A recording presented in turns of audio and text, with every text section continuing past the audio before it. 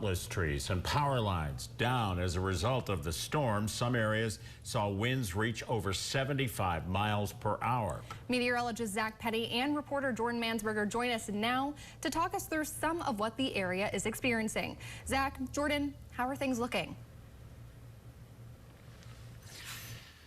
Yeah, whenever it comes into the weather conditions, at least across the Commonwealth, definitely an active day. We were tracking, or I was tracking the setup for potential severe weather since Saturday, and of course, it reigned supreme for sure, even with these robust winds. We're live outside 28th Street as well as Broad Avenue here within Altoona. Over my shoulder, you can see behind me one of the just numerous trees that we have all across the Commonwealth whenever it comes into down trees and power lines, and power companies, of course, work diligently to get that power restored as fast and as quickly as possible. But Chief Meteorologist Mark Mancuso and I were in studio whenever it comes into the continuing effect of this. And Jordan, I'd like to bring you in just talking about just the widespread damage. You were out and about seeing it live in person. Share with us some of the stuff that you were able to see. Yeah, that's right, Zach. We were out earlier for WTAJ News at 6 at Lake Rowena, just as you get into Ebensburg there. Right as that storm was hitting there, it was about like 6:15 p.m. if I remember correctly. And just as I've driven through there, northern Blair County and right here in Altoona, it's been a similar story from across our area. Myself and a bunch of our other reporters have actually sent in a bunch of video and pictures of that damage from across our area. You're going to want to check this out.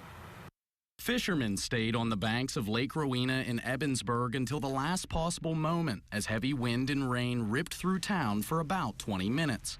On the other side of our viewing area in Bellefonte, heavy winds toppled trees in Union Cemetery. Cemetery grounds supervisor David Sexton watched from his truck and says this is the third time that they've had significant damage to the cemetery from a windstorm, and that the previous ones cost thousands in repairs. Started moving some of the cars around in front of us, bent signs over, started lifting my truck up a little bit, and looked more like a hurricane than it did just a April thunderstorm. Back in Cambria County and Carrolltown, the winds reached high enough speeds that they actually bent this cell tower in half. Those same winds brought down trees all across Clearfield County as multiple homes were damaged by branches and whole trees toppling down.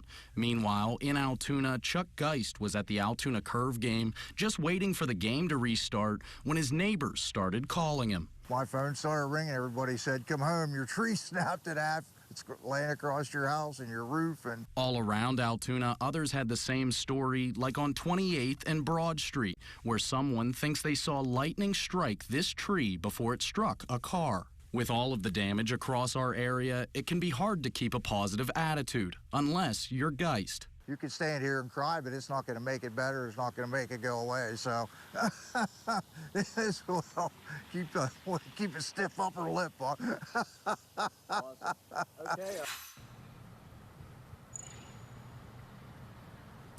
Yeah, and that is just some examples of some of the damage that we've seen from across our area. There's definitely a lot more, Zach, especially, and we're going to work to keep you guys updated both on air and online as we find out more about that. So stay tuned to WTAJ News. For now, reporting in Altoona, I'm Jordan Mansberger. And I'm Zach Petty. We'll send it back to you guys in studio.